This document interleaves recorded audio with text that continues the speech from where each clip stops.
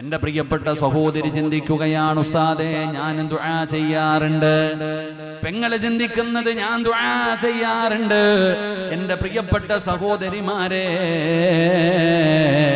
എങ്ങനെ ദുആ ചെയ്യുന്നവരാണെന്നറിയുമോ? നമ്മുടെ ദുആ കണ്ടാൽ ഇബ്ലീസിന് പോലും ചിരി വരികയാണ്.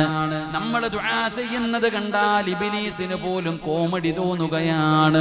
നമ്മുടെ ദുആയല്ല, നമ്മുടെ ദുആയല്ല, നമ്മൾ ഷോ കാണിക്കുന്നവരാണ്. യഥാർത്ഥത്തിൽ ദുആ എന്ന് പറഞ്ഞാൽ എന്തെന്നറിയുമോ? യഥാർത്ഥത്തിൽ ദുആ എന്ന് പറഞ്ഞാൽ എന്താണെന്നറിയുമോ? 40ഉം 50ഉം 60ഉം വയസ്സുള്ള വാപ്പമാരിവിടെ ഇരിക്കുന്നല്ലോ. മുടിയൊക്കെ നരച്ചുപോയ പ്രായം ചെന്ന ഉമ്മ, നീ ജീവിതത്തിൽ ഒരിക്കലെങ്കിലും ആത്മാർത്ഥമായി ദുആ ചെയ്തിട്ടുണ്ടോ? എങ്ങനെയാണ് ദുആ ചെയ്യേണ്ടതെന്ന് നിനക്കറിയുമോ? എങ്ങനെയാണ് ദുആ ചെയ്യേണ്ടതെന്ന് നിനക്കറിയുമോ? നിനക്ക് ദുആ ചെയ്യാൻ പോലും അറിയില്ല, നമുക്ക് ദുആ ചെയ്യാൻ പോലും അറിയില്ല.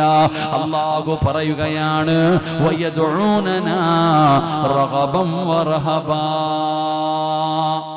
എങ്ങനെയാണ് ദുആ ചെയ്യേണ്ടതെന്ന് പോലും എനിക്കും അറിയത്തില്ല, നിങ്ങൾക്കും അറിയത്തില്ല. അല്ലാഹു പഠിക്കാൻ ഭാഗ്യം തരുമാറാകട്ടെ. അല്ലാഹു പഠിക്കാൻ ഭാഗ്യം തരുമാറാകട്ടെ.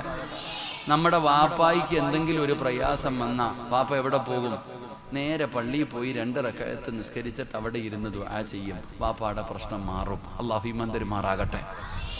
ഇപ്പോഴോ കടത്തിനെ പോയിരിക്കും, അല്ലെങ്കിൽ കഞ്ചാവ് അടിക്കാൻ പോകും. ഇന്നത്തെ അവസ്ഥ ഏതാ? ഇവിടെ പണ്ടുള്ളവർക്ക് എന്തെങ്കിലും ഒരു പ്രശ്നം വന്നാൽ അവർ പള്ളിയിൽ പോയി ദുആ ചെയ്യും, തീർന്നു അവിടെ പ്രശ്നം. നമ്മുടെ ഉമ്മമാരെന്തെങ്കിലും ഒരു പ്രശ്നം വന്നാൽ സിയം മഖാമിലോ ഏതെങ്കിലും മഖാമിൽ പോയിട്ട് ഒരു യാസീൻ ഓതിയിട്ട് ദുആ ചെയ്യും, അവരുടെ പ്രശ്നം തീരുമായിരുന്നു. അല്ലാഹു ഈമാൻ തരുമാറാകട്ടെ. ദുആ എന്ന് പറഞ്ഞാൽ എന്താ? ദുആ ചെയ്യുന്ന സമയത്ത് എങ്ങനെ കൈപിടിക്കേണ്ടത് ഒന്ന് കാണിച്ചേ. കൈപിടിക്കേണ്ടത് എങ്ങനെ കാക്കാവെന്ന് കാണിച്ച് പള്ളിയിൽ പോയി നോക്കണം. ഉസ്താദ് ദുആ ചെയ്യണ സമയത്ത് തളർത്തി ഇങ്ങനെ ഇട്ടിരിക്കുക, വേണമെങ്കിൽ തന്നാ മതി അല്ലാഹ്. ഇങ്ങനെ ഇരിക്കണേ, മോഹൻലാൽ ഫാൻസിക്കാരനാ, ഇടത് സൈഡാ, ഇങ്ങനെ ഇരിക്കുന്നത്, വേണമെങ്കിൽ തന്നാ മതി പടച്ചവനെ. ദുആ ചെയ്യുന്ന സമയത്തൊന്ന് കൈ പിടിക്കാൻ നമുക്ക് വയ്യ. സദ്യ ഉണ്ടെന്നവനെ പോലെ ഇരിക്കുന്ന, ഇലയിട്ടിട്ട് വെട്ടി വിഴുങ്ങാൻ ഇങ്ങനെ ചമ്മണം കൂട്ടി ഇരിക്കാൻ പോലും നമുക്കറിയണില്ല.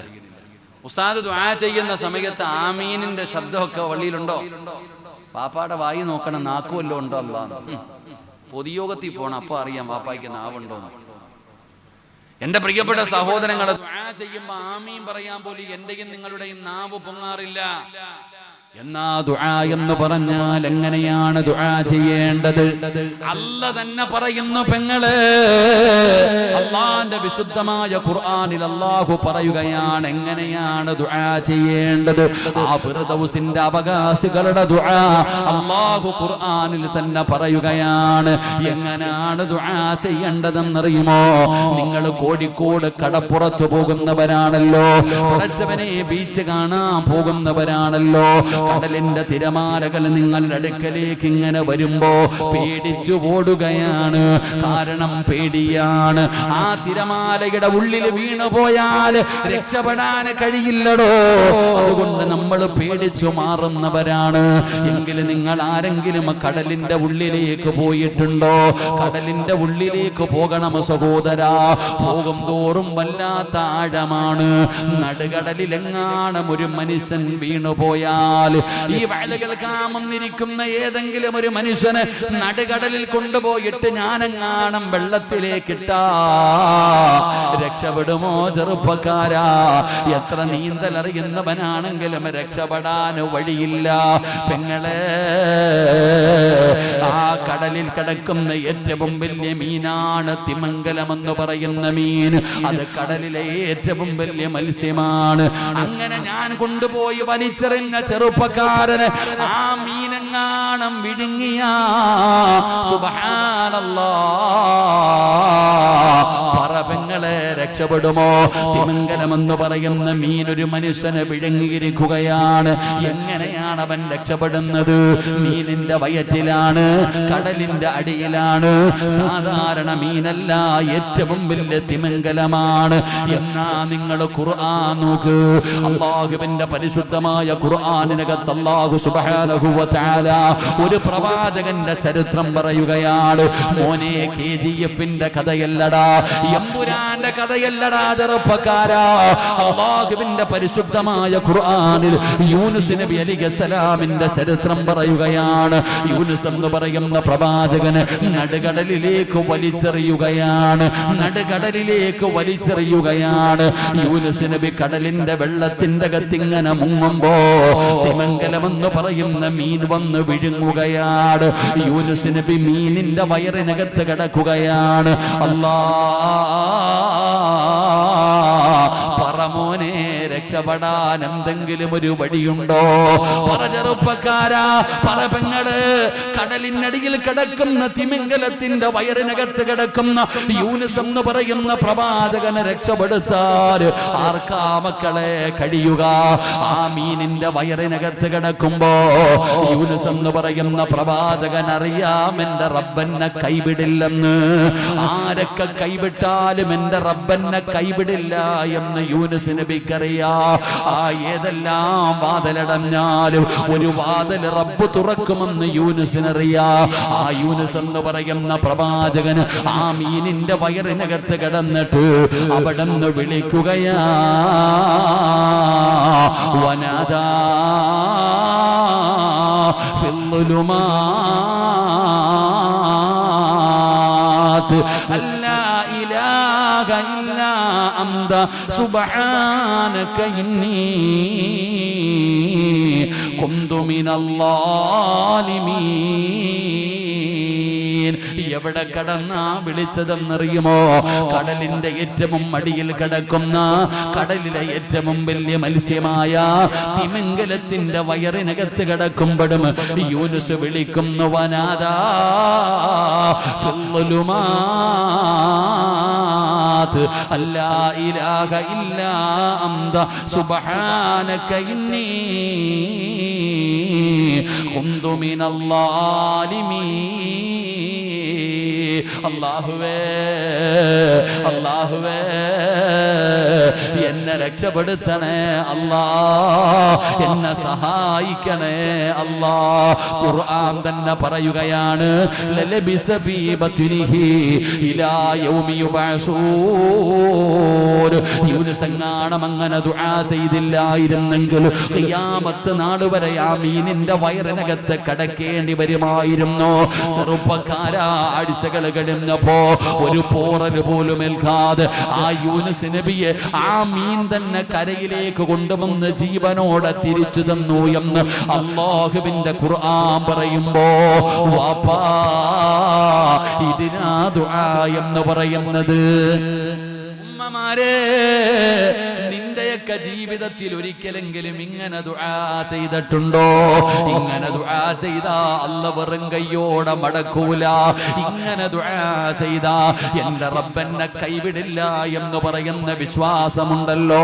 വയദുഊനനാ റഗബൻ വറഹബാ.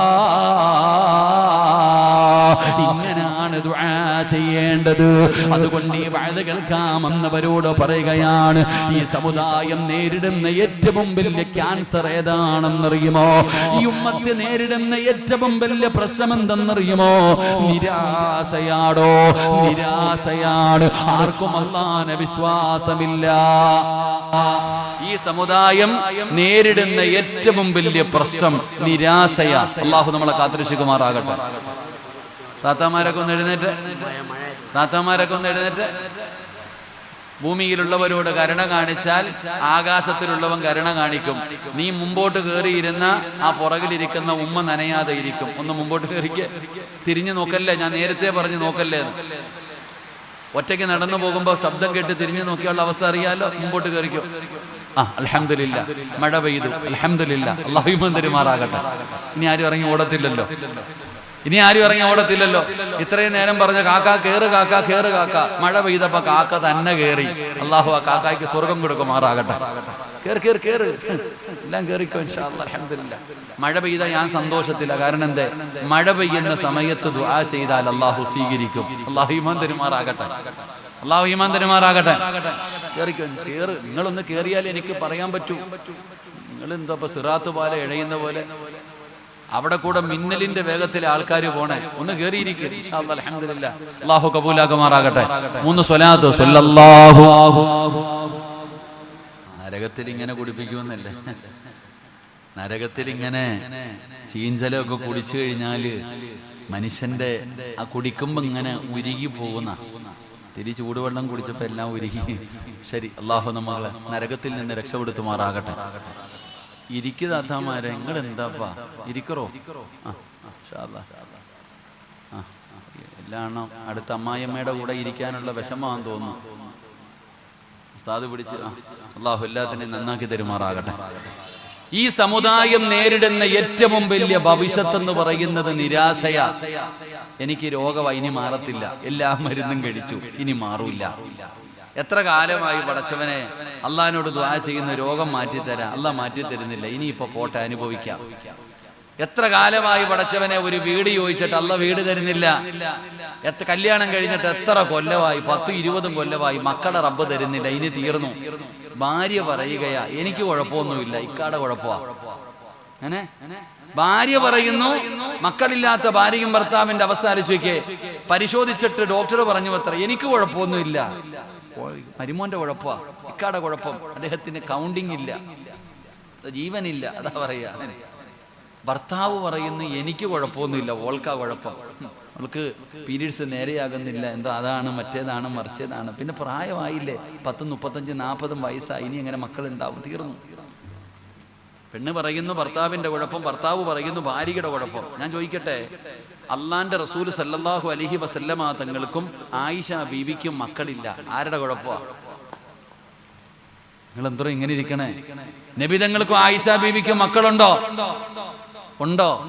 ഇല്ല. ആരുടെ കുഴപ്പം? ആയിഷയുടെ കുഴപ്പമോ നബി തങ്ങളുടെ കുഴപ്പമോ? അല്ലാഹു ഈമാൻ തരുമാറാകട്ടെ. എന്റെ പ്രിയപ്പെട്ട സഹോദരങ്ങളെ, ജീവിതത്തിൽ ഞാൻ ചോദിക്കട്ടെ, നിന്റെ രോഗം മാറ്റാൻ അള്ളാഹിക്ക് പറ്റത്തില്ലേ? എടാ, പച്ചവെള്ളം കുടിച്ചാൽ മതി രോഗം മാറാൻ. അള്ളാഹ് വിചാരിച്ചാൽ പച്ചവെള്ളം കുടിച്ചാൽ മതി, നിന്റെ രോഗം മാറും. ഒറ്റ ദിവസം കൊണ്ട് നിന്നെ സമ്പന്നനാക്കാൻ അള്ളാഹിക്ക് കഴിവുണ്ട്. ഒറ്റ ദിവസം കൊണ്ട് സമ്പന്നനാക്കാൻ നിന്റെ അള്ളാഹിക്ക് കഴിയില്ലേ? നിനക്ക് മക്കളെ തരാൻ അള്ളാഹിന് കഴിയില്ലേ? നിനക്ക് വീട് തരാൻ അള്ളാഹിന് കഴിയില്ലേ? നീ കഴിയത്തില്ല എന്നാ പറയുന്നത്. നിരാശ പാടില്ലടോ, നിരാശ വൻഭാവമാ. അള്ളാഹു കാത്തിരക്ഷിക്കുമാറാകട്ടെ. എന്റെ പ്രിയപ്പെട്ടവരോട് ഞാൻ പറയുന്നു, നിരാശ ജീവിതത്തിൽ ഉണ്ടാകാൻ പാടില്ല, പ്രതീക്ഷ വേണം. എന്റെ റബ്ബെനിക്ക് തരും. മക്കളില്ലാത്തവരോട്, കഷ്ടപ്പെടുന്നവരോട് ഞാൻ പറയുന്നു, നീ ഒരിക്കലെങ്കിലും ദുആ ചെയ്തിരുന്നെങ്കിൽ നിന്റെ പ്രയാസം മാറൂലേ? ഞാൻ പറയുന്നത്, ഒരിക്കലെങ്കിലും ഒന്ന് ദുആ ചെയ്തിരുന്നെങ്കിൽ, ആത്മാർത്ഥമായിട്ട് ചോദിക്കേണ്ട രീതിയിൽ ഒരിക്കലെങ്കിലും നീ ദുആ ചെയ്തിരുന്നെങ്കിൽ നിന്റെ പ്രയാസം മാറിയേനെ, നിന്റെ ബുദ്ധിമുട്ട് മാറിയേനെ, നിനക്കും മക്കൾ അല്ലാഹു തന്നേനെ. പക്ഷെ എന്തുകൊണ്ട് നമുക്ക് ചോദിക്കുമ്പോ പ്രതീക്ഷയില്ല? എങ്ങനാ ദുആ ചെയ്യണ്ടേ? എങ്ങനാ ദുആ ചെയ്യണ്ടേ? ഞാൻ പറഞ്ഞുതരാം.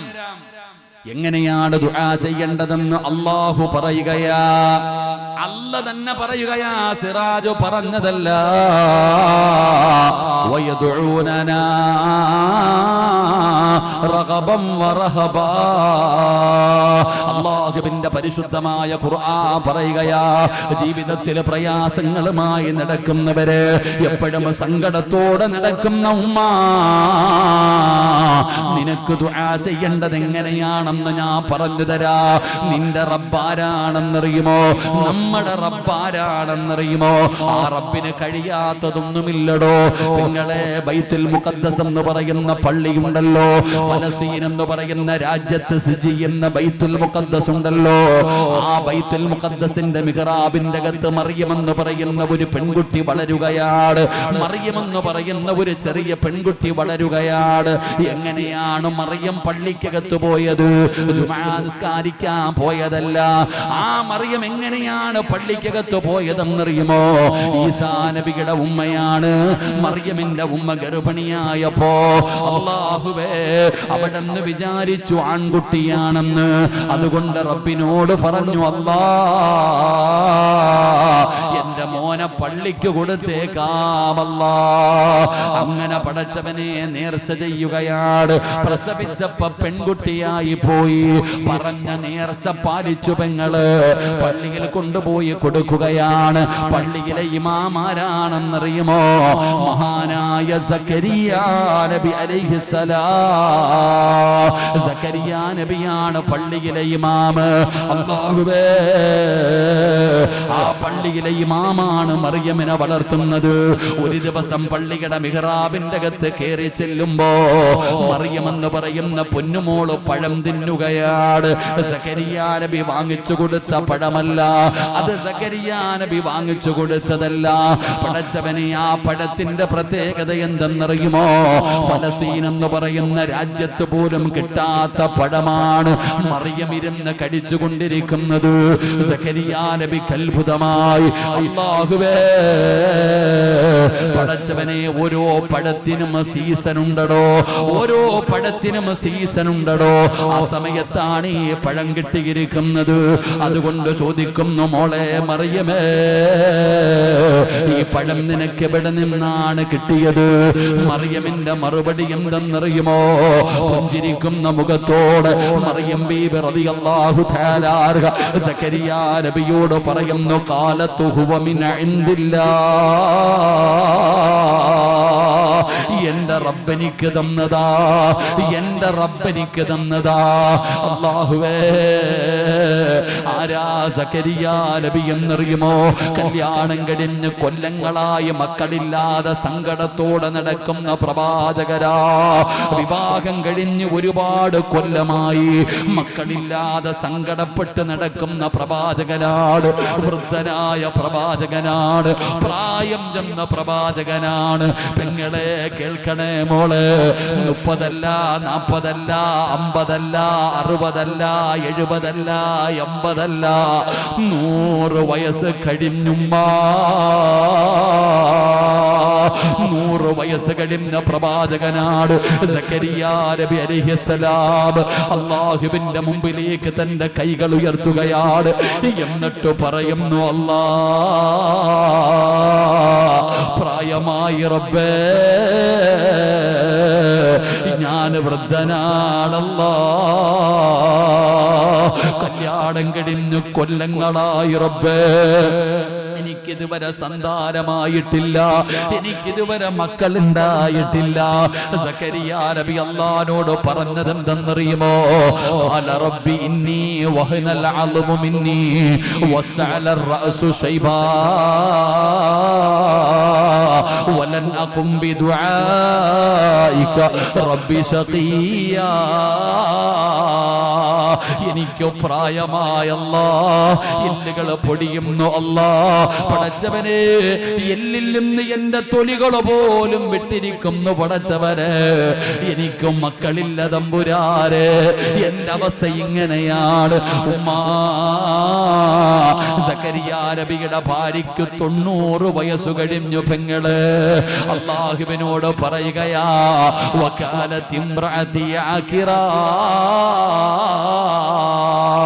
എന്റെ ഭാര്യ പ്രസവിക്കാത്തവളാ, എന്റെ ഭാര്യ പ്രസവിക്കാത്തവളാ. പെങ്ങളെ 50 വയസ്സ് കഴിഞ്ഞ മെൻസസ് നിലയ്ക്കുമല്ലോ. മെൻസസ് നിലച്ച പെണ്ണിനു മക്കൾ എങ്ങനെ ഉണ്ടാകാനാണ്? അല്ലാഹുവേ സക്കരിയാ നബി അല്ലാഹുവോട് പറയുകയാ, എനിക്ക് പ്രായമായി, എന്റെ ഭാര്യയ്ക്ക് പ്രായമായി. നിങ്ങൾക്ക് ഒരുപാട് രോഗങ്ങളുണ്ട്, നിങ്ങൾക്ക് ഒരുപാട് പ്രയാസങ്ങളുണ്ട്, നിങ്ങൾക്ക് മക്കളില്ല തമ്പുരാന്. പക്ഷേ നാഥാ, നിനക്ക് പവറുണ്ടല്ലാ, നിനക്ക് കഴിയും പടച്ചവരെ, നിനക്ക് കഴിയും പടച്ചവരെ.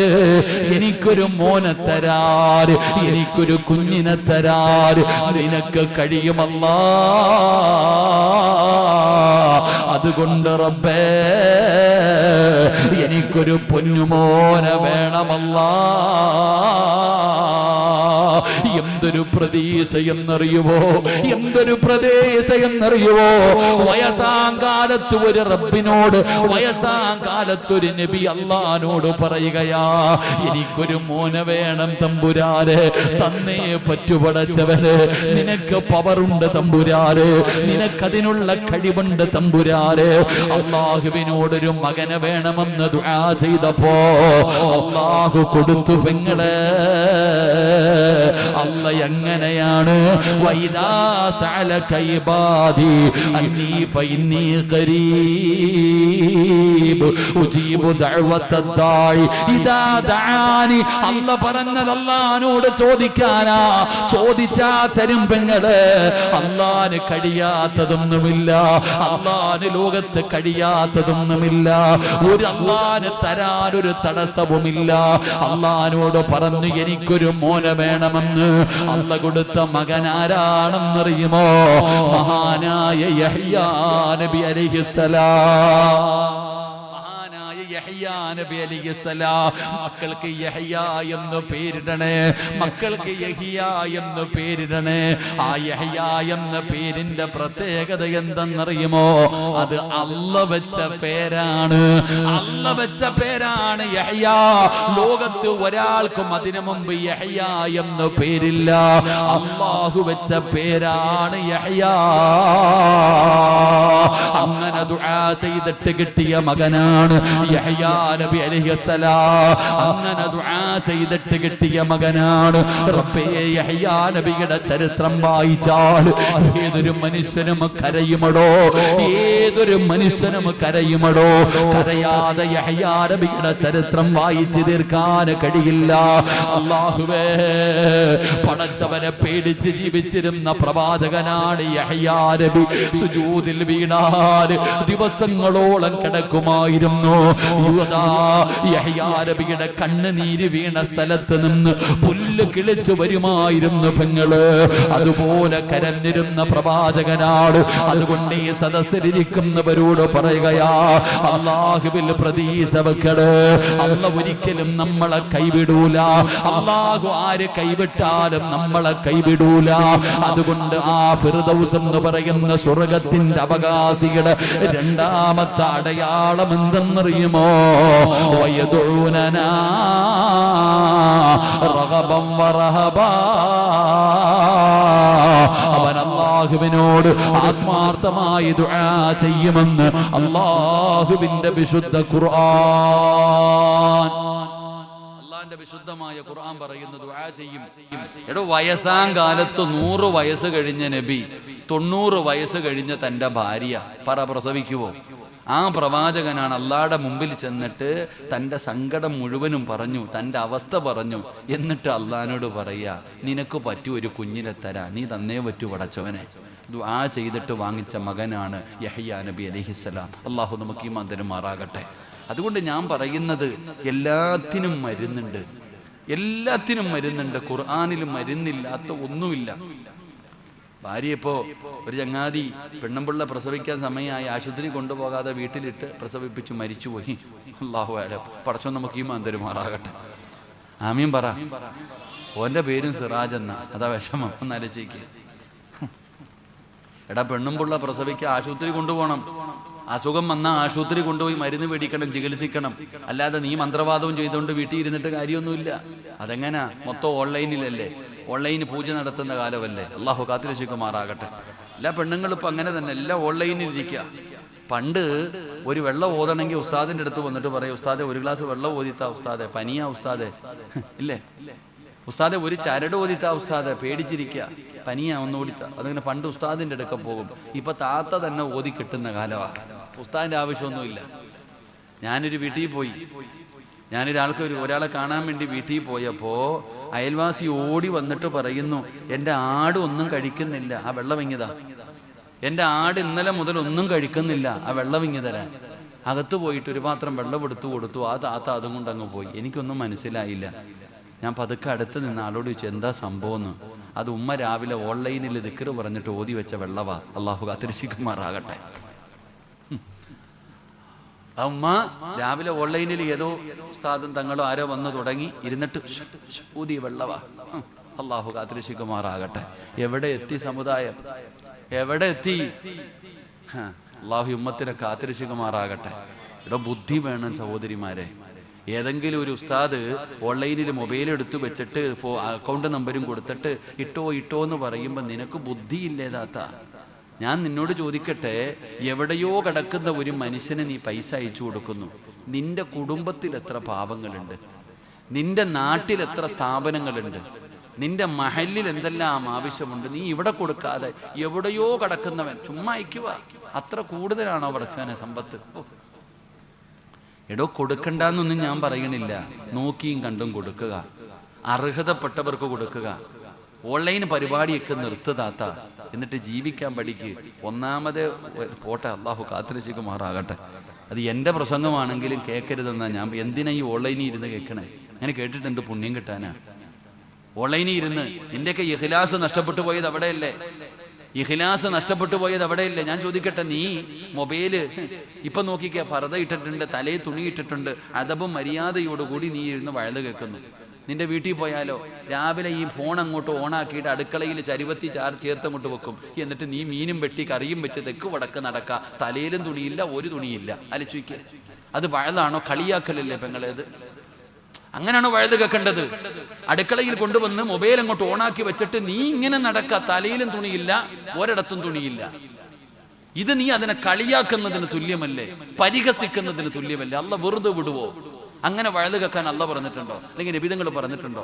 ഇത് സിറാജിന്റെ വഴുതാണെങ്കിൽ ഏത് മഹാന്റെ വഴുതാണെങ്കിലും കേൾക്കരുത്. അതിനൊരു മര്യാദയുണ്ട്, ഒരു മജ്‌ലിസിനൊരു ബഹുമാനമുണ്ട്. അത് കൊണ്ട് സമാധാനത്തിൽ എവിടെ ഇരുന്നിട്ട് കേൾക്ക്. നിനക്ക് എവിടെ നിന്ന ഈ ഓതലും പിടിക്കലൊക്കെ കിട്ടിയത്? ഇത്രയും ദിക്റും നിനക്കറിയോ? ഒരു കാര്യം നിനക്കറിയോ? ഒരു അറിവ് പഠിച്ചാൽ അത് ചെയ്തില്ലെങ്കിൽ അതിന് വേറെ ശിക്ഷ അള്ളാഹു തരും. അള്ളാഹു കാത്തിരക്ഷിക്കുമാറാകട്ടെ. അള്ളാഹു കാത്തിരക്ഷിക്കുമാറാകട്ടെ. ഒരു അറിവ് നീ ഇങ്ങനെ ഓരോ നേരം വെളുത്ത വൈകുന്നേരം വരെ സർവ്വ ഉസ്താദന്മാരുടെ വഴുത് കേൾക്കുന്നു. എത്ര ഇൽമു പഠിച്ചു, നീ എത്ര എണ്ണം ചെയ്യുന്നുണ്ട്? ആ അടി നീ എവിടെ തീർക്കും? അതുകൊണ്ട് എൻ്റെ പൊന്നാരെ താത്താമാരെ, എൻ്റെ ആണെങ്കിലും കേൾക്കരുത്.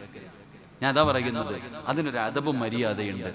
അതോടുകൂടി കേൾക്കണം. അള്ളാഹു നമുക്ക് ഈമാൻ തരുമാറാകട്ടെ. പ്രസവ സുഖം ഇല്ലെങ്കിൽ ആശുപത്രി കൊണ്ടുപോകണം. അതിന് മന്ത്രവാദവും ഒന്നും കാര്യമൊന്നുമില്ല. നാം ചെയ്യേണ്ടത് നമ്മൾ ചെയ്യണം. തവക്കലൊക്കെ ഉണ്ട്, ഇല്ല എന്നൊന്നും പറയുന്നില്ല. നബി സല്ലല്ലാഹു അലൈഹി വസല്ലമ തങ്ങളുടെ മുമ്പിൽ സഹാബത്ത് വന്നിട്ട് പറഞ്ഞു, നബിയെ, ഒട്ടകത്തെ കെട്ടിയിട്ടിട്ട് തവക്കൽ ഏൽപ്പിക്കണോ അതോ കെട്ടിയിടാതെ തവക്കൽ ഏൽപ്പിക്കണോ? ഒട്ടകത്തെ അഴിച്ചു വിട്ടിട്ട് തവക്കലത്ത് വലല്ല എന്ന് പറഞ്ഞിട്ട് നബിതങ്ങളുടെ മുമ്പിൽ വന്നു. നബിതങ്ങൾ പറഞ്ഞ്, ചങ്ങാതി പോയി കെട്ടിയിട്ടിട്ട് തവക്കലത്ത് വലല്ല എന്ന് പറ. ഒട്ടകത്തെ മരുഭൂമിയിൽ അഴിച്ചു വിട്ടിട്ട് അള്ളാഹ് നോക്കിക്കോ എന്ന് പറഞ്ഞിട്ട് വന്നൊരു കാര്യമുണ്ടോ? നിങ്ങൾ എന്തോ ഇങ്ങനെ ഇരിക്കണേ?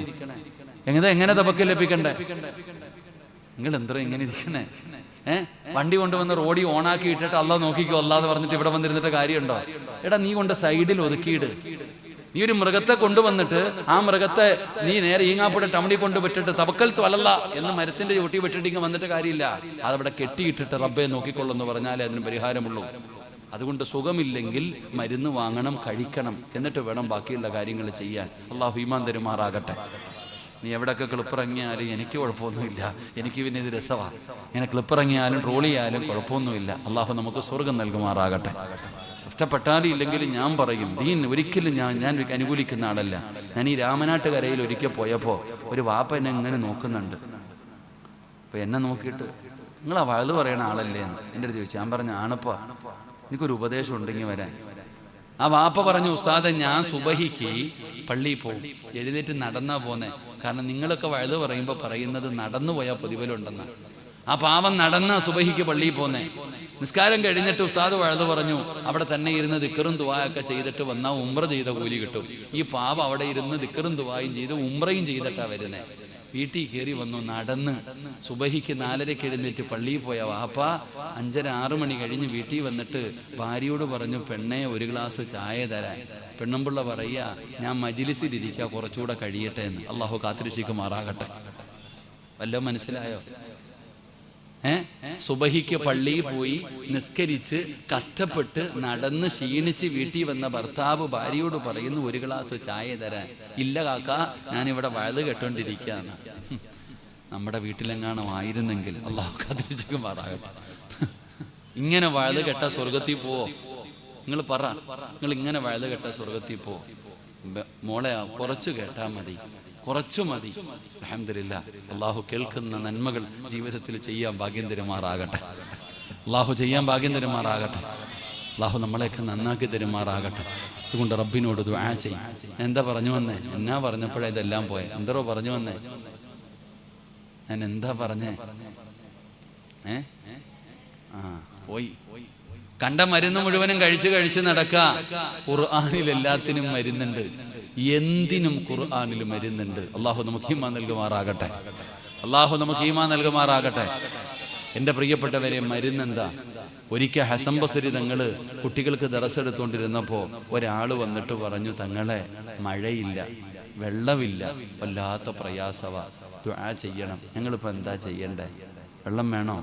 മഴ വേണോ? അസ്തഗ്ഫിറുല്ലാഹൽ അലീം പറഞ്ഞാൽ മതി, വെള്ളം കിട്ടും. മഹാനവറുകൾ പറഞ്ഞു കൊടുത്തു, അസ്തഗ്ഫിറുല്ലാഹ് പറഞ്ഞാൽ മതി, മഴ കിട്ടും. പൊക്കോളാൻ പറഞ്ഞു. അയാള് പോയി. കുറച്ചു കഴിഞ്ഞപ്പോ രണ്ടാമതൊരാള് വരുന്നുണ്ട്, തങ്ങളെ കച്ചവടമൊക്കെ ആകെ നഷ്ടത്തില, കച്ചവടമൊന്നുമില്ല, വലിയ പ്രയാസത്തില തങ്ങളെ, എന്താ ഇപ്പൊ ഞങ്ങൾ ചെയ്യാ? കച്ചവടം വേണോ? അസ്തഗ്ഫിറുല്ലാഹൽ അലീം പറഞ്ഞാൽ മതി, കച്ചവടം കിട്ടും. ഓനും പോയി. മൂന്നാമതൊരാള് വന്നു, കല്യാണം കഴിഞ്ഞിട്ട് കൊല്ലങ്ങളായി, തങ്ങളെ മക്കളില്ല, വലിയ പ്രയാസത്തില, മക്കളില്ല. അപ്പോഴും മഹാനവറുകൾ പറഞ്ഞു, മക്കളെ വേണോ? അസ്തഗ്ഫിറുല്ലാഹൽ അലീം ഇത് പറഞ്ഞാൽ മതി. ശിഷ്യന്മാര് കിളി പോയതുപോലെ ഇരിക്കുക ഉസ്താദിന്റെ മുമ്പിൽ. ഇതെന്തപ്പ എല്ലാത്തിനും ഒരു മരുന്ന് തന്നെ? മഴയില്ല എന്ന് പറഞ്ഞപ്പോഴും പറഞ്ഞു അസ്തഗ്ഫിറുല്ലാഹ്, കച്ചവടമില്ലെന്ന് പറഞ്ഞപ്പോഴും പറഞ്ഞു അസ്തഗ്ഫിറുല്ലാഹ്, മക്കളില്ലെന്ന് പറഞ്ഞപ്പോഴും പറഞ്ഞു അസ്തഗ്ഫിറുല്ലാഹ്. എല്ലാത്തിനും ഒരു മരുന്ന്. കുട്ടികൾ ഉസ്താദിനോട് ചോദിച്ചു, അതെന്താ ഉസ്താദ് അങ്ങനെ? അപ്പോഴാണ് മഹാനവറുകൾ പറഞ്ഞു, മോനെ ഞാൻ പറഞ്ഞതല്ലടാ, അല്ലാഹ് പറഞ്ഞതാ. ഫഖുൽതു അസ്തഗ്ഫിറൂ റബ്ബക്കും ഇന്നഹു കാന ഗഫാറാ യുർസിലിസ് സമാഅ അലൈക്കും മിദ്റാറാ വയുംദിദുകും ബിഅംവാലിൻ വബനീൻ ويجعل لكم جنات ويجعل لكم أنهارا. അല്ലാഹ് പറഞ്ഞത് അസ്തഗ്ഫിറുല്ലാഹ് പറഞ്ഞാൽ മതി, ഇതെല്ലാം കിട്ടുമെന്ന. അള്ളാഹു നമുക്ക് ഈമാൻ നൽകുമാറാകട്ടെ. ഉറക്കെ പറ, അല്ലാഹ് ഈമാൻ നൽകുമാറാകട്ടെ. എന്ത് പറഞ്ഞാൽ മതി? എന്ത് പറഞ്ഞാൽ മതി? അസ്തഗ്ഫിറുല്ലാഹ്. അള്ളാഹു നമുക്ക് പറയാൻ ഭാഗ്യം തരുമാറാകട്ടെ. അടുക്കളയിൽ ഉപ്പ് തീർന്നു, എന്ത് പറയണം? അസ്തഗ്ഫിറുല്ലാഹ്. അസ്തഗ്ഫിറുല്ലാഹ് പറയണം. കാരണം എന്തേ? അസ്തഗ്ഫിറുല്ലാഹ് പറഞ്ഞാൽ നീ ഉദ്ദേശിക്കാത്ത രീതിയിൽ അള്ളാഹു നിനക്ക് ഭക്ഷണം തരുമെന്ന് നബിയുനാ റസൂലുള്ളാഹി സ്വല്ലല്ലാഹു അലൈഹി വസല്ലം. അള്ളാഹു നമുക്ക് ഈമാൻ നൽകുമാറാകട്ടെ. അപ്പൊ ഇന്ന് പഠിച്ച അറിവെന്താ? ഇന്ന് രാത്രി കിടന്നുറങ്ങുന്നതിന് മുമ്പ് പറയേണ്ട 3 ദിക്ർ ഏതാ? സുബ്ഹാനല്ലാഹ്, അൽഹംദുലില്ലാഹ്, പിന്നെ പറയേണ്ട ദിക്ർ ഏതാ? ഇപ്പൊ പഠിച്ച അറിവേതാ? അസ്തഗ്ഫിറുല്ലാഹ്. അള്ളാഹു നമുക്ക് പറയാൻ ഭാഗ്യം തരുമാറാകട്ടെ. അള്ളാഹു പറയാൻ ഭാഗ്യം തരുമാറാകട്ടെ. ദുആ ചെയ്യാറായോ?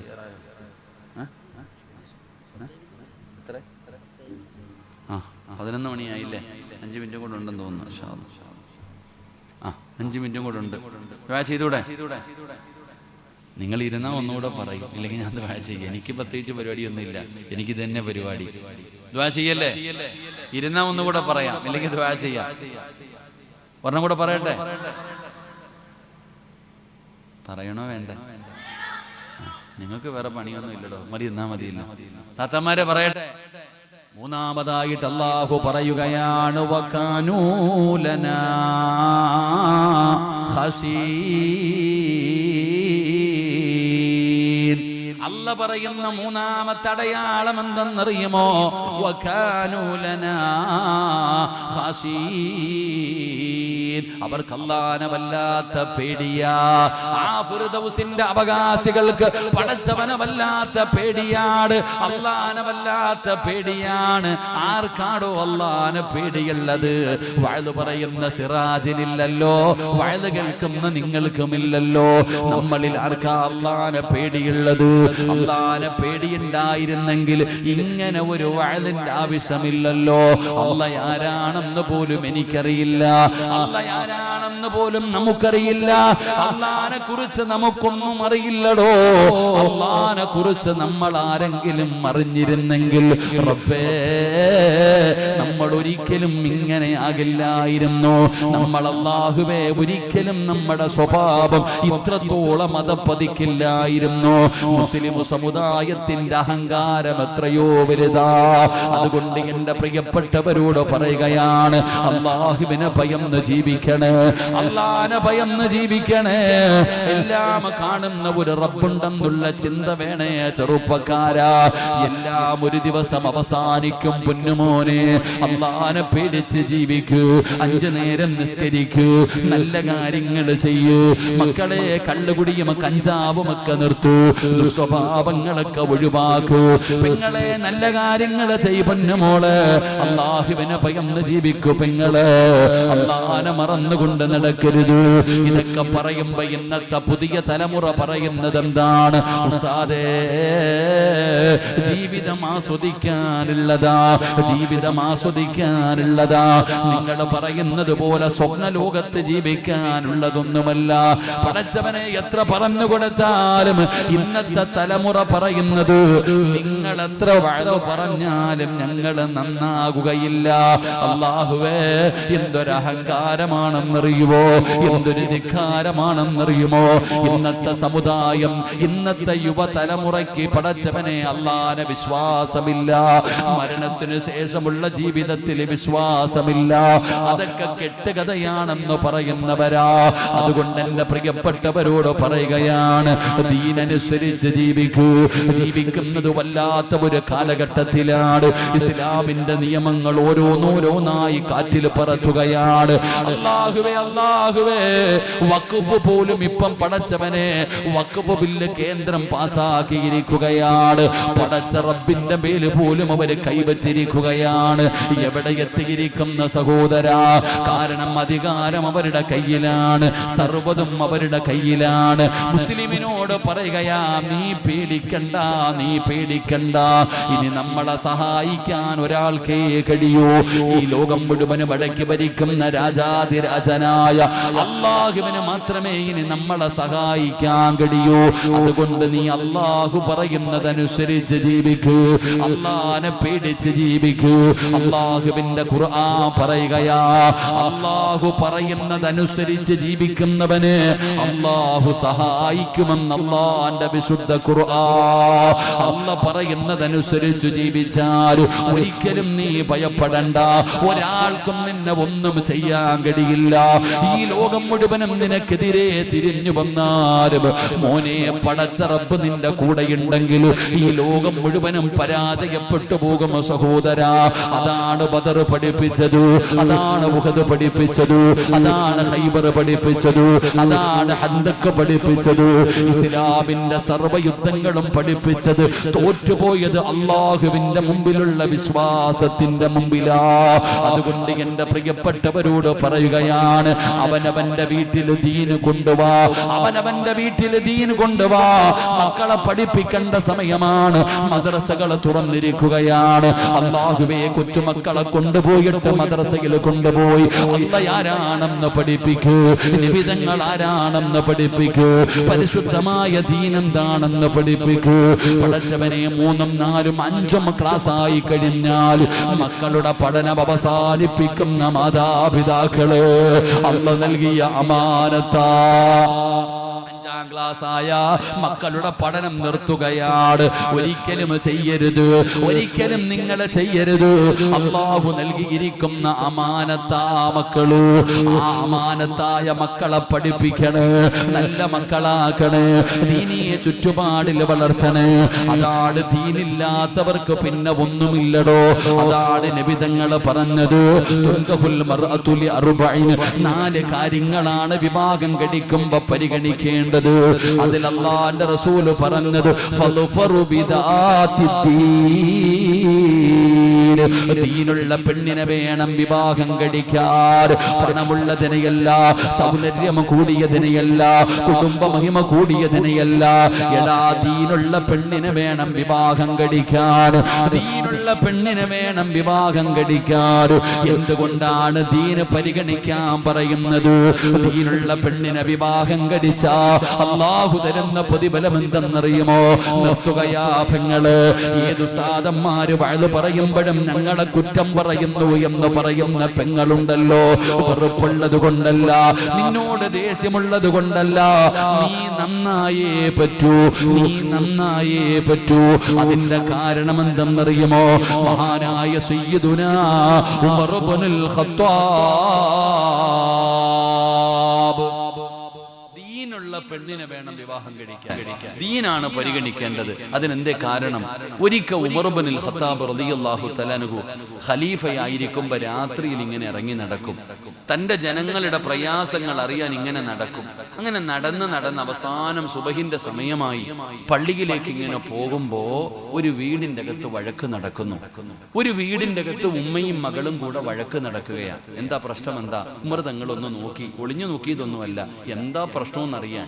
അപ്പൊ ഉമ്മ മകളോട് പറയുന്നുണ്ട് പാലിൽ വെള്ളം ഒഴിക്കാൻ. ഇങ്ങനെ പാലിൽ വെള്ളം ഒഴിക്കാൻ വേണ്ടി ഉമ്മ മോളെ നിർബന്ധിക്കുന്നുണ്ട്. മോൾ ഉമ്മാനോട് പറഞ്ഞു, ഉമ്മ ഇത് വഞ്ചനയാ, ഇത് പാപവാ, ഞാൻ ചെയ്യൂല. അപ്പൊ ഉമ്മ മകളോട് പറയുന്നു, നീ ഞാൻ പറയുന്നത് കേൾക്കും, മര്യാദയ്ക്ക് പാലിന്റെ അകത്ത് വെള്ളം കലർത്ത്. അപ്പൊ മകൾ ഉമ്മച്ചിയോട് പറഞ്ഞു, ഉമ്മ രാജ്യം ഭരിക്കുന്നത് ഉമറാ, രാജ്യം ഭരിക്കുന്നത് ഉമറാ. ഞാൻ പാലിൽ വെള്ളം കലർത്തിയത് ഉമർ അറിഞ്ഞ നമ്മളെ രണ്ടുപേരെയും വെറുതെ വിടൂല. അപ്പൊ ഉമ്മ ചോദിക്കുന്നുണ്ട്, ഉമർ എങ്ങനെ അറിയാനാ? ഓൻ വീട്ടിൽ കിടന്ന് ഉറങ്ങല്ല, നീ മര്യാദയ്ക്ക് വെള്ളം ഒഴിക്ക്. അപ്പൊ ഈ കുട്ടി ഉമ്മാനോട് പറഞ്ഞു, ഉമ്മ ഉമർ ഉറങ്ങുമായിരിക്കും, അല്ല ഉറങ്ങുന്നില്ല ഉമ്മ. ഒരു പെൺകുട്ടി ഉമ്മാനോട് പറയാ, ഉമ്മ ഖലീഫ ഉമർ കാണുന്നില്ലിരിക്കും, അല്ല കാണുന്നുണ്ട് ഉമ്മ, ഞാൻ ചെയ്യൂല. ഉമർ തങ്ങളുടെ കണ്ണ് നിറഞ്ഞുപോയി. ഉമർ തങ്ങൾ ആ വീട് നോക്കി വെച്ചു. സുബഹി നിസ്കാരം കഴിഞ്ഞിട്ട് ഒരാളെ പറഞ്ഞു വിട്ടു, ആ മോൾ ആരാന്ന് അന്വേഷിക്കാൻ. അങ്ങനെ അവിടെ ചെല്ലുമ്പോ ആ പെണ്ണൊരു യതീമായിരുന്നു, ഒരു യതീമായ മകളാ. ഉമ്മ നല്ലവളാ, മോശക്കാരിയൊന്നുമല്ല. പിന്നെ പാലിൽ വെള്ളം കലർത്താൻ പറയാനുള്ള കാരണം, വീട്ടിലാകെ ഉള്ളത് ഒരു ഒട്ടകമാണ്. ഈ ഒട്ടകത്തിന്റെ പാല് കറന്നു കൊടുത്തിട്ടാണ് അവർ ജീവിക്കുന്നത്. ഒരാഴ്ചയായിട്ട് പാലില്ലാത്തത് കാരണം ആ വീട് പട്ടിണിയിലായിരുന്നു. ആ വീട് പട്ടിണി. അങ്ങനെ ഇരുന്നപ്പോഴാ ഒരു ദിവസം ഇത്തിരി പാല് കിട്ടി. ഉമ്മ പറഞ്ഞു, ഒരാഴ്ചയായിട്ട് പട്ടിണിയാ മോളെ, നീ ഇത്തിരി വെള്ളം ഒഴിച്ചിട്ട് കൊടുത്താ തിന്നാൻ വല്ലതും കിട്ടുമല്ലോ. നീ ഒരു ഇത്തിരി വെള്ളം ഒഴിച്ചിട്ട് കൊടുത്താൽ എന്തെങ്കിലും തിന്നാൻ കിട്ടുമല്ലോ, അതുകൊണ്ടാ വെള്ളം ഒഴിക്കാൻ പറഞ്ഞു. അപ്പോഴും ആ മോള് പറഞ്ഞത് ഞാൻ ചെയ്യില്ല എന്നാ. ഉമർ ഇബ്നുൽ ഖത്താബ് റളിയല്ലാഹു തആല തന്റെ വീട്ടിൽ പോയി, രാജ്യത്തിന്റെ പ്രസിഡന്റാ, ഭരണാധികാരിയാ, രാജ്യത്തിന്റെ പ്രധാനമന്ത്രിയാ, തന്റെ വീട്ടിൽ പോയിട്ട് 2 ആമക്കളെയും വിളിച്ചിട്ട് പറഞ്ഞു, ആ മക്കളെ, ഒരു യതീമായ പെണ്ണുണ്ട്, പാവപ്പെട്ടവളാ, പണമൊന്നുമില്ല, യതീമ, വലിയ തറവാടൊന്നുമില്ലടാ, പക്ഷെ ഹൃദയത്തിൽ അല്ലാഹ് ഉണ്ടടാ മക്കളെ.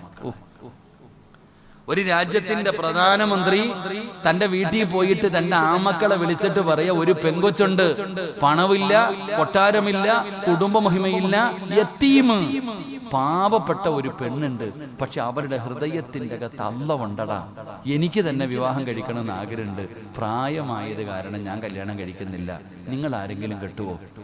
നിങ്ങൾ 2 പേരിൽ ആരാ ആ പെങ്കൊച്ചിനെ കല്യാണം കഴിക്കണേ? ഉമർ ഇബ്നുൽ ഖത്താബ് റളിയല്ലാഹു തആലയുടെ മൂത്ത മകൻ പറഞ്ഞു, എനിക്ക് വേണം വാപ്പച്ചി ആ പെണ്ണിനെ. പെണ്ണിനെ പോലും കണ്ടില്ല, ആരും പെണ്ണിനെ പോലും കണ്ടില്ല, സൗന്ദര്യം ഉള്ളവളാണെന്ന് അറിയില്ല. ഉമർ ഇബ്നുൽ ഖത്താബ് റളിയല്ലാഹു തആല ചോദിച്ചു, നിങ്ങളിൽ ആരാ മോനെ അല്ലാഹ് ഹൃദയത്തിൽ ഉള്ള ഒരു പെണ്ണുണ്ട്, ആരാ കല്യാണം കഴിക്കണേ? ഉമർ തങ്ങളുടെ മകൻ പറഞ്ഞു, എനിക്ക് വേണം വാപ്പച്ചി. എന്റെ പ്രിയപ്പെട്ട സഹോദരങ്ങളെ, ഉമർ തങ്ങളുടെ മകനാണ് ആ പെണ്ണിനെ കെട്ടിയെ. നിനക്കിനി ഒരു ചരിത്രം അറിയുമോ? 2ാം ഉമർ എന്നറിയപ്പെടുന്ന ഒരു മനുഷ്യനുണ്ട്, മഹാനായ ഉമർ ഇബ്നു അബ്ദുൽ അസീസ് റളിയല്ലാഹു തആല അൻഹു. അറിയോ ചരിത്രം? ഉമർ ഇബ്നു അബ്ദുൽ അസീസിന്റെ ചരിത്രം നിനക്കറിയോ? വായിച്ചു നോക്കു പോയിട്ട്. ഉമർ ഇബ്നു അബ്ദുൽ അസീസ് റളിയല്ലാഹു തആല തന്റെ മരണം അടുത്തെന്ന് മനസ്സിലായി. അല്ലാഹനെ പേടിച്ച് ജീവിക്കുന്ന ഒരു മനുഷ്യനാ. തന്റെ മരണം അടുത്തെന്ന് മനസ്സിലായപ്പോ പോയി കുളിച്ച് റെഡിയായി. ഉമർ ഇബ്നു അബ്ദുൽ അസീസ് പോയി കുളിച്ച് റെഡിയായി. എന്നിട്ട് കഫൻ തുണിയും എടുത്തുകൊണ്ട് മരിക്കാൻ തയ്യാറായി തന്റെ വീടിന്റെ അകത്ത് കയറി വന്നു. തന്റെ പ്രിയപ്പെട്ട ഭാര്യയായ ഫാത്തിമയെ അടുത്ത് വിളിച്ചു. ഫാത്തിമ ഇങ്ങ് എടുത്തു വാ, ഞാൻ പോവാ.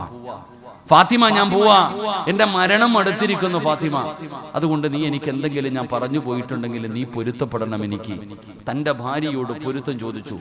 ഭാര്യ ഭർത്താവിനോട് പൊരുത്തം ചോദിച്ചു. അവിടെ നിന്ന് വസിയ്യത്തുകൾ കൊടുത്തു. പരസ്പരം ഇങ്ങനെ സംസാരം നീണ്ടുപോയി. ഉമർ ഇബ്നു അബ്ദുൽ അസീസ് റളിയല്ലാഹു തആല തന്റെ ഭാര്യയോട് ചോദിച്ചു, ഫാത്തിമ ഇനി എന്തെങ്കിലും നിനക്ക് എന്നോട് ചോദിക്കാനുണ്ടോ? ഫാത്തിമ നിന്ന് കരയാൻ തുടങ്ങി. കാരണം ഭർത്താവ് മരിക്കാൻ പോവാ. അപ്പോഴാണ് ചോദിക്കുന്നത്, ഫാത്തിമ നിനക്ക് എന്തെങ്കിലും പറയാനുണ്ടോ? ഫാത്തിമ നിന്ന് കരയുകയാണ്. അപ്പോഴാണ് ഉമർ ഇബ്നു അബ്ദുൽ അസീസ് പറയുന്നത്, എങ്കിൽ നീ പുറത്തിറങ്ങ്, നീ റൂമിന്റെ പുറത്തിറങ്ങിയിട്ട് വാതിലടയ്ക്ക്, റൂമിന്റെ പുറത്തിറങ്ങിയിട്ട് വാതിലടയ്ക്ക്. ഉമർ ഇബ്നു അബ്ദുൽ അസീസ് റളിയല്ലാഹു തആല അൻഹു പറയുമ്പോ ഫാത്തിമ എന്ന് പറയുന്ന ഭാര്യ ചോദിക്കുകയാണ്, എന്തിനാ എന്നെ പുറത്താക്കുന്നത്? നിങ്ങൾ മരിക്കാൻ പോവുകയാണ്, ഈ സമയത്തല്ലേ ഞാൻ നിങ്ങളുടെ കൂടെ നിൽക്കേണ്ടത്, എന്തിനാ എന്നെ പുറത്താക്കുന്നത്? ആ സമയത്ത് ഉമർ ഇബ്നു അബ്ദുൽ അസീസ് പറയുകയാണ്, ഫാത്തിമ ഇന്നി അറാ ഖലഖൂ ലൈസൂ ബി ഉനാസിൻ വലാ ജാ. ഫാത്തിമ ഇഷ്ടമില്ലാഞ്ഞിട്ടല്ല, സ്നേഹമില്ലാഞ്ഞിട്ടല്ല, നിന്നോട് വെറുപ്പുള്ളത് കൊണ്ടല്ല. എന്റെ വെളിയിലിറങ്ങ്, റൂമിന്റെ വെളിയിലിറങ്ങ്, എന്നെ കാണാൻ അതിഥികൾ വരുന്നു ഫാത്തിമ. അല്ലാ മലക്കതാ പറയുകയാണ്, മനുഷ്യരും ജിന്നുകളും അല്ലാത്ത ഒരു വിഭാഗം വരുന്നു ഫാത്തിമ. ഒന്ന് പുറത്തിറങ്ങുമോള്, ഒന്ന് പുറത്തിറങ്ങുമോള്. തന്റെ പ്രിയപ്പെട്ട ഭാര്യ വാതിലടച്ചിട്ട് വെളിയിലിറങ്ങി. ഉമർ ഇബ്നു അബ്ദുൽ അസീസ് തങ്ങളുടെ വാതിലടച്ച് പുറത്തിറങ്ങി. ഫാത്തിമ കരയുകയാണ്. കാരണം ഭർത്താവ് സക്കറാത്തിന്റെ അവസ്ഥയിൽ വീടിന്റെ അകത്ത് കിടക്കുകയാണ്. റബ്ബേ, ആരോ കാണാൻ വരുന്നെന്ന് പറഞ്ഞല്ലോ, തന്റെ ഭർത്താവിനെ ആരോ കാണാൻ വരുന്നെന്ന് പറഞ്ഞല്ലോ. ആരാ കാണാൻ വരുന്നത്? ഓടി ചെല്ലുകയാണ്. അടച്ചിട്ടിരുന്ന വാതിലിന്റെ പഴുതിലൂടെ ഫാത്തിമ ഒളിഞ്ഞു നോക്കുമ്പോ തന്റെ ഭർത്താവ് പറയുന്നത് എന്തെന്നറിയുമോ? അസ്സലാമു അലൈക യാ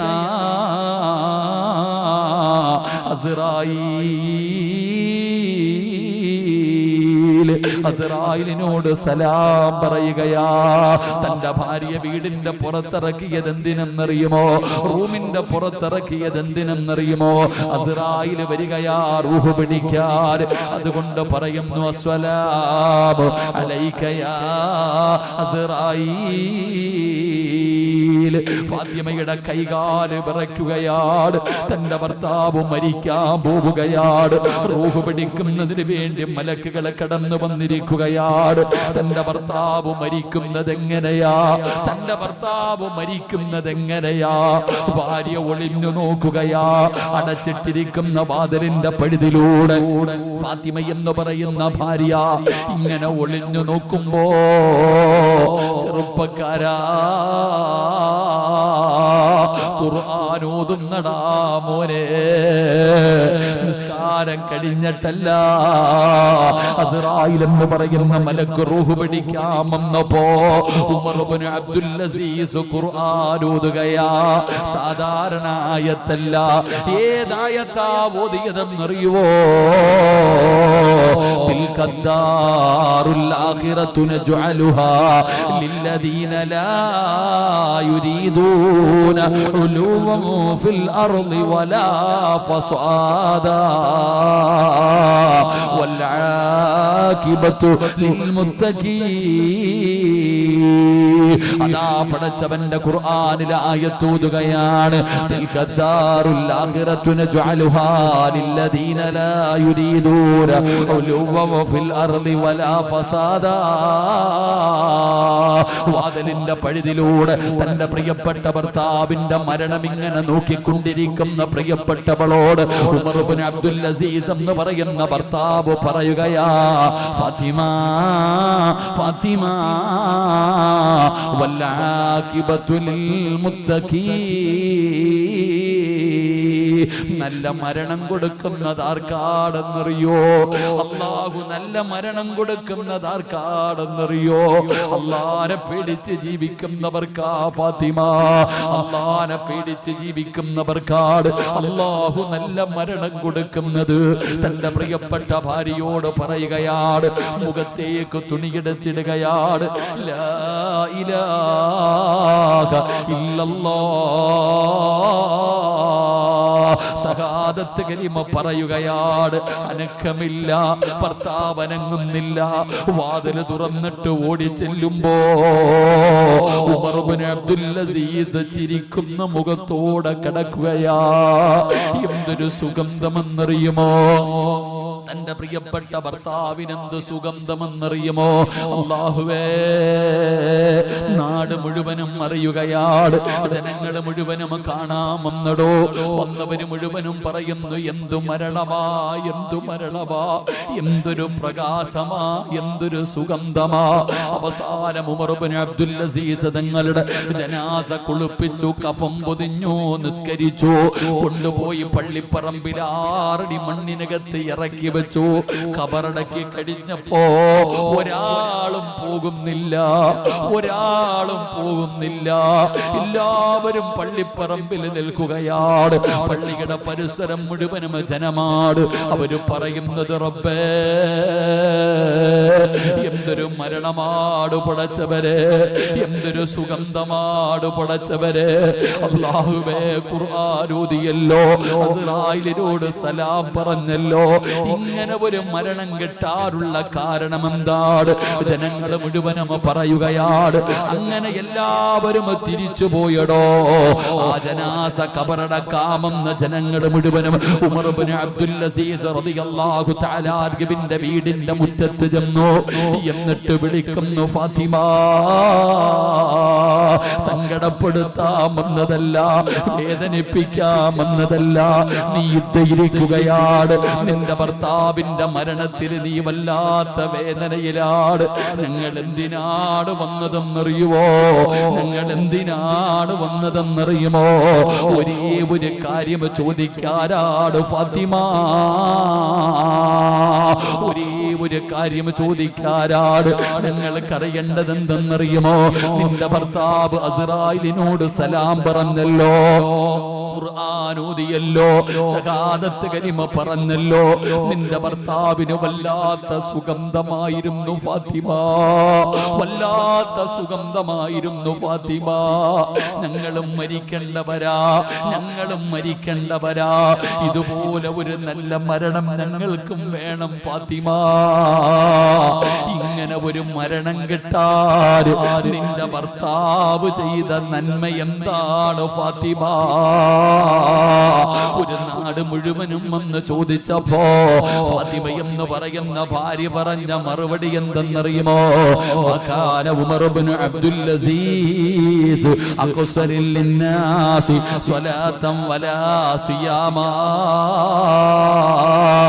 എന്റെ ഭർത്താവ് ഒരുപാട് നിസ്കരിക്കുന്ന മനുഷ്യനായിരുന്നു, ഒരുപാട് നോമ്പ് പിടിക്കുന്ന മനുഷ്യനായിരുന്നു, ഒരുപാട് സദക്ക കൊടുക്കുന്ന മനുഷ്യനായിരുന്നു എന്നൊന്നും ഞാൻ പറയൂല, എന്നൊന്നും ഞാൻ പറയൂല. എന്റെ ഭർത്താവിന് അല്ലാഹു നല്ല ഒരു മരണം കൊടുക്കാ ഒരേ ഒരു കാരണമേ ഉള്ളൂ. ലാകിൻ വല്ലാഹി മാ റഅയ്തു അഹദൻ അഖ്വഫ ലില്ലാഹ്. ഈ ലോകം മുഴുവനും അടക്കി ഭരിക്കുന്ന രാജാതിരാജനായ അല്ലാഹുവിനെ കൊണ്ട് തന്നെയാണ് സത്യം. ഞാൻ എന്റെ ജീവിതത്തിൽ ഇതുപോലെ ഒരു മനുഷ്യരെ കണ്ടിട്ടില്ല. അല്ലാഹുവിനെ കൊണ്ട് തന്നെയാണ് സത്യം. എന്റെ ഭർത്താവിനെ പോലെ അല്ലാഹനെ പേടിച്ച് ജീവിച്ച ഒരു മനുഷ്യനെ ഞാൻ കണ്ടിട്ടില്ല. കാരണം എന്റെ ഭർത്താവിന് അല്ലാഹനെ വല്ലാത്ത പേടിയാ, എന്റെ ഭർത്താവിന് അല്ലാഹനെ വല്ലാത്ത പേടിയാ. അല്ല എന്ന് പറഞ്ഞാൽ എന്റെ ഭർത്താവ് ആരെന്നറിയോ? എന്റെ ഭർത്താവ് ആരെന്നറിയോ? ഞങ്ങൾ രണ്ടുപേരും കൂടെ ഒരിക്കൽ രാത്രി സംസാരിച്ചു കൊണ്ടിരുന്നപ്പോ എന്റെ നാവിൽ നിന്ന് അല്ലാ എന്ന വാക്ക് വീണു. ഞാൻ അല്ലാ എന്നൊന്നു പറഞ്ഞു. റുബമാ യദ്കുറുല്ലാഹ ഫിൽ ലൈൽ യദ്കുറുല്ലാഹ് സുമ്മ യബ്കി ഹത്താ യുസ്ബിഹ. ഞങ്ങൾ സംസാരിച്ചു കൊണ്ടിരുന്നപ്പോ ഞാൻ അല്ലാ എന്ന് പറഞ്ഞതും എന്റെ ഭർത്താവ് കരയാൻ തുടങ്ങി. ഞാൻ അല്ലാഹുടെ പേര് പറഞ്ഞപ്പോ എന്റെ ഭർത്താവ് സുബഹി വരെ ഇരുന്ന് കരഞ്ഞു. എന്റെ പ്രിയപ്പെട്ടവരെ, അല്ലാഹുവിന്റെ ഖുർആൻ പറഞ്ഞു, ഇന്നമൽ മുഅ്മിനൂന അല്ലദീന ഇദാ ദുകിറല്ലാഹു വജിലത്തു ഖുലൂബുഹും വഇദാ തുലിയത് അലൈഹിം ആയാതുഹു സാദത്തുഹും ഈമാനാ വഅലാ റബ്ബിഹിം യതവക്കലൂൻ. ഉമർ ഇബ്നു അബ്ദുൽ അസീസിന്റെ ഭാര്യ പറയുകയാണ്, എന്റെ ജീവിതത്തിൽ ഞാൻ അല്ലാഹുവിനെ പേടിയുള്ള ഒരാളെയെ കണ്ടിട്ടുള്ളൂ. അത് വേറെ ആരുമല്ല, എന്റെ ഭർത്താവാ. എന്തിനാ ഈ ചരിത്രം പറഞ്ഞതെന്നറിയോ പെങ്ങളെ? എന്തിനാ ഈ ചരിത്രം പറഞ്ഞതെന്നറിയോ? ഈ ഉമർ ഇബ്നു അബ്ദുൽ അസീസ് ആരുടെ മോനാണെന്നറിയോ? ഈ ഉമർ ഇബ്നു അബ്ദുൽ അസീസ് ആരുടെ മോനാണെന്നറിയോ? ഏത് കുടുംബത്തിൽ ജനിച്ചതാണെന്നറിയോ? ഉമർ തങ്ങൾ പാതിരാത്രി വീടിന്റെ പരിസരത്തുകൂടെ നടന്നു പോയപ്പോ ഉമ്മ പാലിന്റെ അകത്ത് വെള്ളമൊഴിക്കാൻ പറഞ്ഞപ്പോ ഉമ്മ അല്ല കാണുന്നുണ്ട് ഉമ്മ എന്ന് പറഞ്ഞ യതീമായ മകളെ നിനക്കോർമ്മയുണ്ടോ? ആ യതീമായ മകളെ നിനക്കോർമ്മയുണ്ടോ? ആ പെണ്ണിന്റെ കുടുംബത്തിൽ ജനിച്ച മകനാ മഹാനായ ഉമർ ഇബ്നു അബ്ദുൽ അസീസ്. ഇതുകൊണ്ടാ പറയുന്നത്, ദീനുള്ളതിനെ വിവാഹം കഴിക്കാൻ, ദീനുള്ളതിനെ വേണം പരിഗണിക്കാൻ. അതുകൊണ്ട് നിർത്തുകയാ. അല്ല പറയുകയാ വകാനൂ ലനാ ഖശീൻ. അല്ലാഹുവിനെ ഭയന്ന് ജീവിക്കണം. അല്ലാഹു നമുക്കതിനുള്ള ഭാഗ്യം നൽകി അനുഗ്രഹിക്കുമാറാകട്ടെ.